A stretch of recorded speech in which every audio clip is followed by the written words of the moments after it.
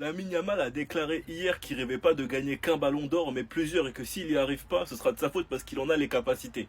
Et comme c'est Lamine, il y en a beaucoup qui critiquent ses propos en expliquant qu'il est arrogant. En fait, quand on parle de Lamine, on parle de qui et de quoi. Parce que je pense que par votre haine, il y en a beaucoup qui se perdent actuellement. On parle d'un mec qui, depuis qu'il a commencé sa carrière professionnelle au Barça, en équipe première, ces 2 saisons, il a fini dans le top 30 au Ballon d'Or. La première en terminant 8ème, avec 10 buts, 14 passes D, en devenant titulaire au Barça en deuxième partie de saison, et en étant un acteur majeur pour l'Espagne à l'Euro, en étant le meilleur jeune joueur et le meilleur passeur. Tout ça pour sa première compétition internationale. Suite à ça, top 8 au Ballon d'Or, Golden Boy, présent dans l'équipe The Best, Trophée Copa.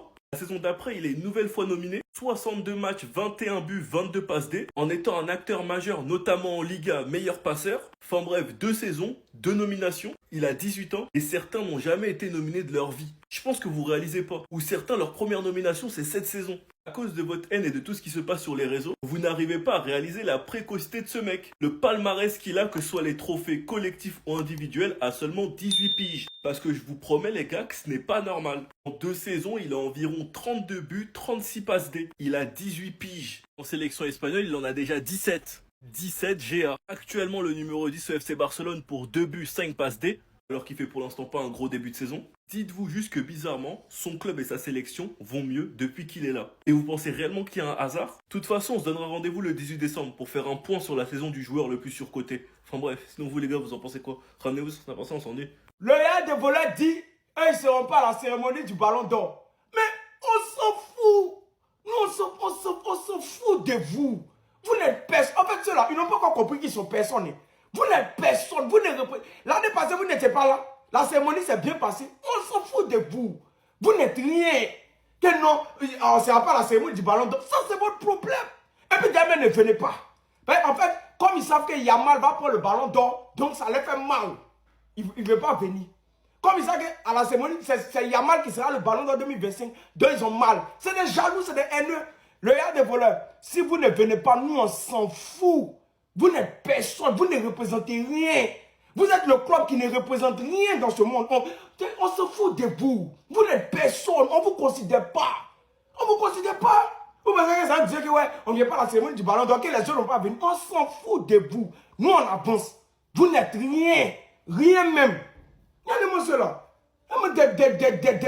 Des plaisantins comme ça. On s'en fout. Là, c'est pas Kylian qui a parlé. C'est la première fois que je le vois autant vider son sac. Restez bien jusqu'à la fin. Hein. Son mariage, son petit frère, son père. Alors que le temps avançait et qu'on voyait toujours pas Kylian se marier, ceci portait directement apparemment sur le choix en lui-même du joueur. Si le mariage manque à mon équilibre, non, je l'ai choisi. Je l'ai fait en pensant que le football, c'était toute ma vie. Je voulais en profiter à fond durant ma carrière. Peut-être que j'ai tort, peut-être que j'ai raison. Il n'y a que l'avenir qui me le dira. Il en est même venu carrément à citer: j'espère avoir un fils qui détestera le football. Mais ça, c'était surtout après avoir évoqué le monde du football et comment il est. Plus tu as d'argent, plus tu as de problèmes. Si je n'avais pas cette passion pour le foot, le monde du football m'aurait dégoûté depuis très longtemps. Je suis fataliste sur ce qu'est le monde du foot, mais pas de la vie. La vie est magnifique. J'aime dire que les gens qui vont au stade sont bien, venir voir du spectacle et ne pas savoir les coulisses. Certains ne voient pas que ta vie change, ils veulent garder l'image de toi enfant quand tu étais avec eux, mais tu n'es plus le même, tu as des responsabilités, des engagements, des comptes à rendre. Va expliquer ça aux personnes pourtant qui aujourd'hui se battraient pour avoir ta vie. Bien d'accord pourtant sur le fait que ta vie change entièrement à partir du moment où tu es un joueur comme Kylian Mbappé. Wilfried, il est fou en fait, il nous avait caché ça. Kylian, je l'ai entraîné 2 ans, personne ne savait que c'était mon fils, jusqu'à ce qu'un jour, ils disent papa. Un jour, j'ai eu un dérapage avec Kylian, une fois il en a rigolé plus tard, moi aussi désormais. J'avais gueulé et j'avais tout mélangé. Le père, l'entraîneur, c'était à la mi-temps d'un match, il était surclassé, il était redescendu car on n'était pas bien au classement. Il avait 14 ou 15 ans, il était déjà à Clairefontaine, une période où il travaillait son pied gauche et il travaillait le pied gauche pendant le match. Je lui dis: eh oh, on joue notre survie nous, il rate plein de choses et on perd 1-0 à la pause. Et c'est là, que Kylian soit petit ou pas, moi, colère noire, 15 minutes de causerie, je lui parle pendant 13 minutes, enfin je parle, je gueule, je tape dans le pare-bord et tout. Lui ne réagit pas, je suis son père et son entraîneur. Au final, il met 2 buts, on gagne 2-1.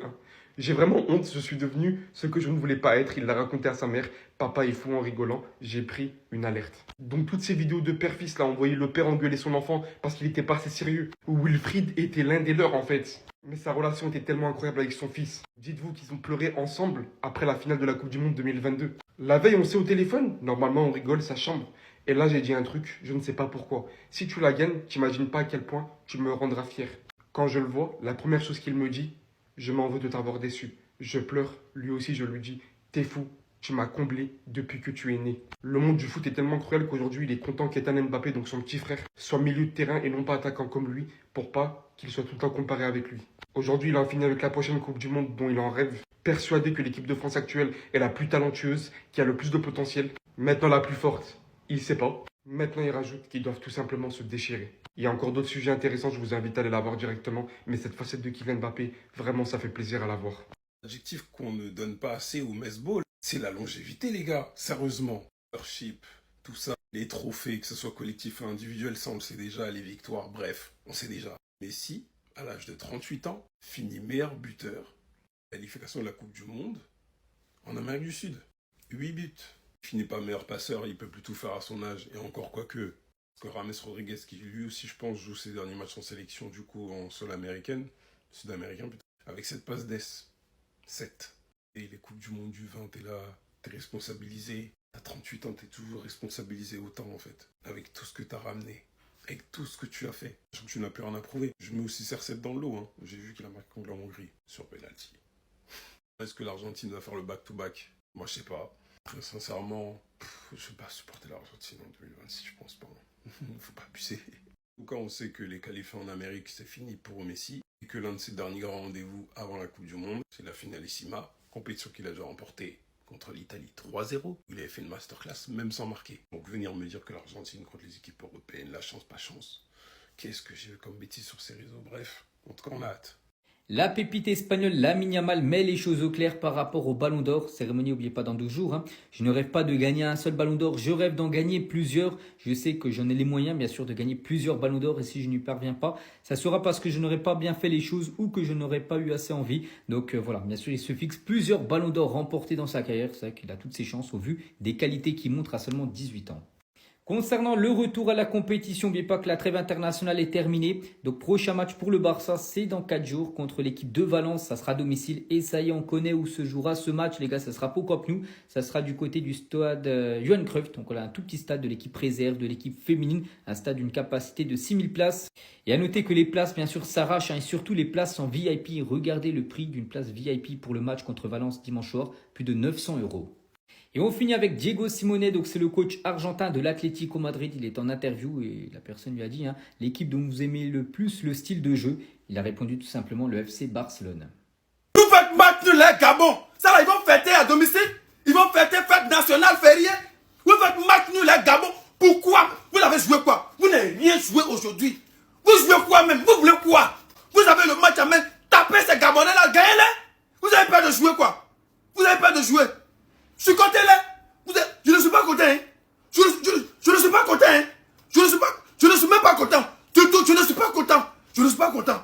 Je ne suis même pas content même. Il y a quoi même? Gagnez-les, on est qualifié automatiquement. Vous faites match là, Gabon. Un point. Un point là, on fout quoi? Un point. Un point là, c'est la nourriture, on met dans la porte d'un enfant. On fout quoi? Un point. Un point va nous emmener où? Non, un point c'est bon aussi. Hein. Ouais, on n'a pas perdu un point. Je ne suis pas content. Hein. Ça, c'est une fête légendaire pour les Gabonais. C'est une fête légendaire. C'est historique. C'est une fête nationale des Gabonais. Ils ont fait match nul à la Côte d'Ivoire. Mais c'est une fête nationale. Vous donnez non aux Gabonais, ils vont fêter. Ils vont fêter. Ils vont aller boire. Ils vont aller en boîte, maquis.